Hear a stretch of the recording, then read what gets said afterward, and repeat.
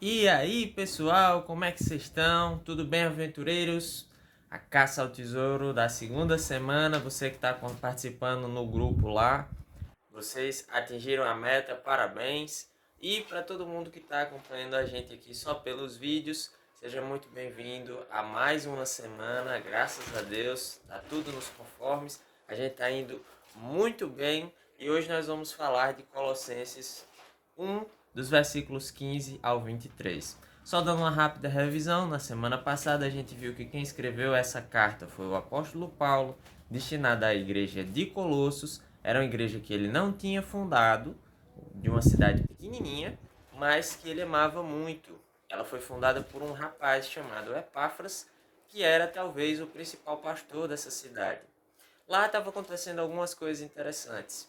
Paulo elogia Colossos, dizendo que ela é famosa pelo amor que tem pelos irmãos e pelas outras pessoas do cristianismo, mas também fala sobre, ali mais ou menos por baixo dos panos, sem mencionar tanto, uma heresia que estava acontecendo em Colossos. Olha o que estava acontecendo lá. Epáfras, que foi o fundador daquela igreja, o pastor principal provavelmente, passa por um pequeno probleminha. As pessoas tinham vindo para Colossos, tinham abençoado a igreja tinha crescido, mas não se sabe quando exatamente um grupo de mestres chegou àquela cidade e começou a distorcer um pouco as pregações que eram feitas até então. O que estava acontecendo era uma heresia muito específica de Colossos, que era chamada de heresia dos colossenses. Ela é baseada em algumas coisas muito específicas. Primeiro, a diminuição da figura de Jesus. Então, Jesus não é visto como tão importante assim, ele é mais um emissário de Deus, um anunciador do que realmente o salvador da humanidade. Segundo, a adoração ou a valorização dos anjos. Eles acreditavam em figuras celestiais que precisavam ser apaziguadas ou que precisavam ser, numa linguagem bem nordestina, aduladas para que tudo pudesse ir nos conformes naquela cidade, que era um pensamento ainda bastante pagão. Em terceiro, a valorização de certas tradições judaicas ou judaizantes por aí, tá certo? Essa era a heresia básica dos colossenses e Paulo vai escrever essa carta para abençoar aquela igreja com alguma sabedoria, mas também para falar especificamente sobre os pontos negativos dessa heresia. Paulo era um rapaz, um senhor já nessa época, né? Ele já devia ter mais ou menos ali 60 anos, muito experimentado, foi profeta, foi mestre na igreja de Antioquia e já era missionário, fundador de igrejas, apóstolo, há mais ou menos 20 e poucos anos. Então ele tinha muita experiência e era um pastor muito conceituado. E talvez seja por isso que Epáfras vai até Paulo lá em Roma, durante a primeira prisão dele, para que ele possa abençoar a igreja como uma figura de autoridade. Olha que interessante, nós vamos ver hoje do capítulo 1, versículo 15 ao 23. E aqui, nesses versículos, principalmente no começo, até ali o versículo mais ou menos 18, a gente tem o que seria um hino da igreja cristã primitiva. Um hino? Eu ouvi certo? Ouviu. A música é muito importante no cristianismo e isso não deve ser estranho para a gente, porque ela também era muito importante no judaísmo e até hoje ainda é. Todos os cultos feitos numa sinagoga durante o Shabat, o sábado, eles são repletos de música. Existe a música dos judeus para comer, existe a música para adorar ao Senhor, existem músicas de alegria quando alguém é felicitado por um casamento ou qualquer coisa assim. E é aí que a gente precisa entender que o cristianismo vem também do judaísmo. O que é que a mãe de Jesus fez quando ela soube que estava grávida dele? Ela produz um dos mais belos salmos que a gente tem na Bíblia, é o chamado Magnificat. Você pode ler isso lá no livro de Lucas, nos primeiros capítulos. É uma das poesias mais bonitas da Bíblia, produzida por uma mulher que provavelmente não tinha nada a ver com o templo. Ela era uma pessoa comum e tão comum que é escolhida para ser a mãe de Jesus. Mas olha que legal, ela como uma pessoa comum, sem muito estudo, sem nada disso, ela consegue produzir uma das mais belas músicas da Bíblia. Então, aqui em Colossenses 1, do versículo 15 ao 18, a gente tem um hino primitivo da igreja cristã, muito provavelmente. Esse hino era já cantado ali por eles, e a gente sabe que isso existia na igreja cristã por causa de alguns depoimentos, como o depoimento de Plínio, o jovem, ao imperador chamado Trajano, e ele diz que quando se encontrou com os cristãos, era comum vê-los de manhã cedo reunidos para cantar canções a Jesus como se ele fosse realmente um Deus. Daqui a gente tira duas coisas. Primeiro de tudo, esse Cristo dos cristãos primitivos, ele era um homem e não era valorizado como Deus pelos romanos. Mas, em segundo ponto, as músicas sempre estiveram junto da igreja cristã. Igual a hoje? Muito provavelmente não. A gente ainda tem algumas igrejas que copiam muita coisa da igreja primitiva, claro que com várias alterações, mas a liturgia, o culto é mais ou menos ali por aquele caminho, que são a igreja armênia, a igreja siríaca e a igreja copta, que é a igreja cristã primitiva lá do Egito. Se você quiser procurar um pouquinho mais, vai no YouTube, coloca música de adoração igreja copta. E aí você vai escutar como provavelmente seriam ali o esquema dos hinos do Novo Testamento, ali no livro de Atos e também nas cartas de Paulo. A igreja primitiva tinha a música como uma pedra fundamental, ela era parte da tradição judaica e foi incorporada na tradição dos cristãos primitivos. O segundo ponto a falar é não só que isso aqui é uma música, mas que ela fala sobre a supremacia de Cristo. Se lembra da heresia colossense? Qual era o problema dessa heresia, pessoal? Ela estava baseada na diminuição da figura de Jesus e na valorização da figura dos anjos e das tradições dos rituais. Paulo, então, muito sábio, de primeira já acerta o gol, já ali, ó, no cantinho da trave. Ele já acerta de primeira falando um hino que provavelmente eles conheciam e que falava da supremacia de Cristo. Esse hino é baseado em algumas coisas. Em primeiro ponto, Paulo vai dizer que ele é a imagem do Deus invisível. E o que é que isso significa? Ser a imagem do Deus invisível. Para os judeus, a imagem de alguma coisa significa que ela copia os fundamentos daquilo que tem a mesma natureza, embora seja num formato um pouco diferente. Olha que legal, Paulo está dizendo, olha, Jesus é a imagem do Deus invisível, ou seja, esse Deus todo-poderoso, esse Deus avassalador que vocês, colossenses, estão se mantendo à distância ao adorar os anjos e essas outras figuras. Pois bem, Jesus é a encarnação desse Deus. Ele é a imagem do Deus invisível. Isso é muito legal, porque então Paulo está falando que Jesus não é o menor, muito pelo contrário, mas que ele é da própria natureza de Deus. Ele é a encarnação desse Deus. Isso vai ser muito importante nos versículos para frente. Depois Paulo vai falar que Jesus é o primogênito sobre toda a criação.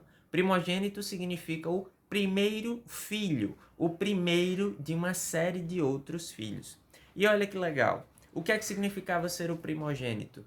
Na cultura judaica e na cultura do Oriente Médio, o primeiro filho de um casal, ele herdava a herança do pai. O nome da família era carregado depois que o patriarca, que o pai morria, pelo filho mais velho.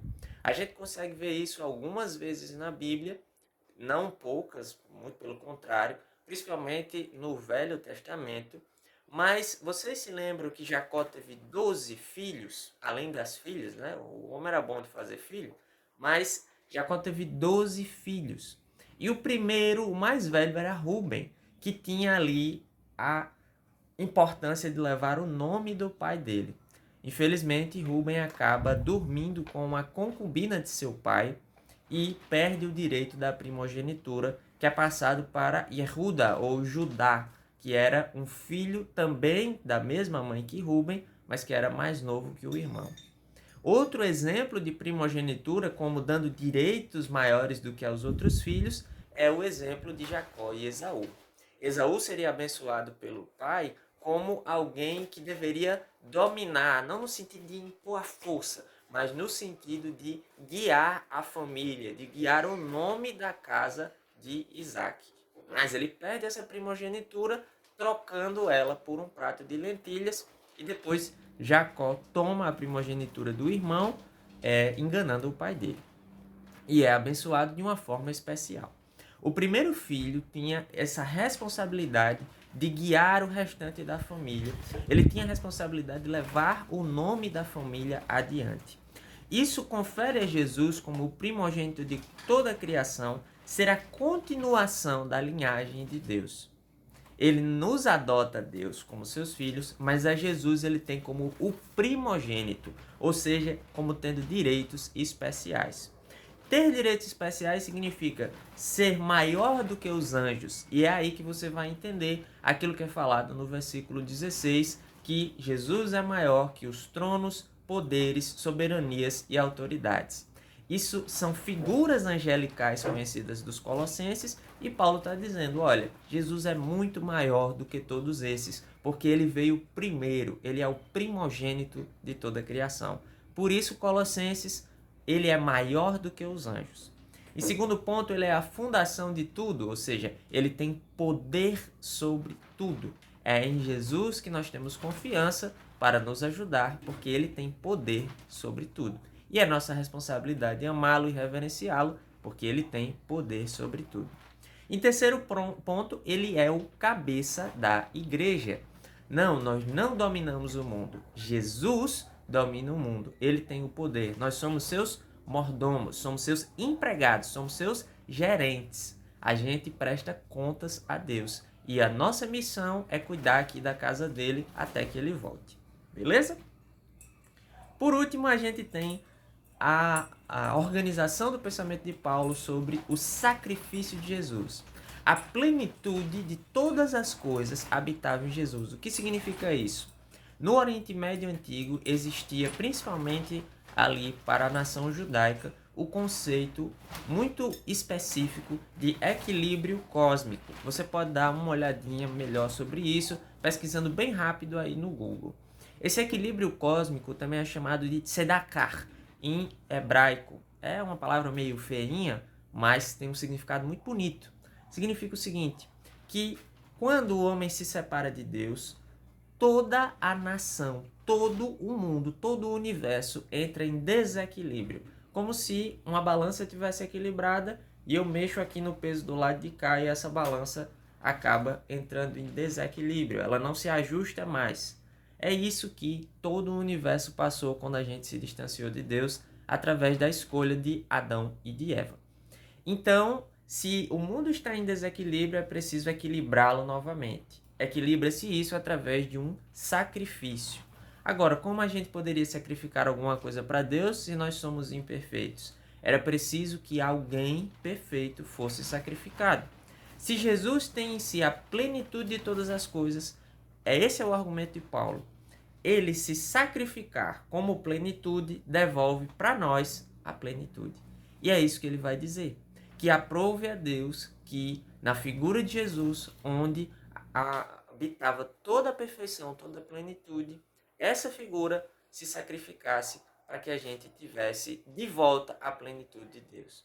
E outra coisa muito importante é o argumento de Paulo de que sem Jesus não há a verdadeira redenção. Em último ponto, Paulo vai falar que ele se sacrificou para que a gente se apresentasse diante de Deus como santos, como sábios e tudo mais, mas é necessário que a salvação exige uma continuidade. E eu vou terminar falando para você aí do outro lado um versículo muito legal. Diz o seguinte, ó, Colossenses 1, versículo 26. Aliás, desculpe, Colossenses 1, versículo 22. Mas agora ele os reconciliou pelo corpo físico de Cristo, mediante morte, para apresentá-los diante dele, santos, inculpáveis e livres de qualquer acusação. O versículo 23 é a nossa chave para hoje, desde que continuem alicerçados e firmes na fé, sem se afastarem da esperança do evangelho que vocês ouviram e que tem sido proclamados a todos os que estão debaixo do céu. Paulo termina dizendo que, apesar da salvação de Jesus nos salvar, apesar da salvação de Jesus ser a nossa esperança, ela precisa ser contínua na nossa vida. Se você é calvinista, se você é arminiano, a resposta é a mesma. Não há diferença. Se você larga do evangelho, o seu destino não será bom. Beleza? Eu espero que você tenha gostado. Se você gostou, dá um curtir nesse vídeo para que mais pessoas possam também ter acesso e coloca lá o seu comentário com críticas positivas ou negativas. Críticas são muito bem-vindas, é assim que a gente melhora.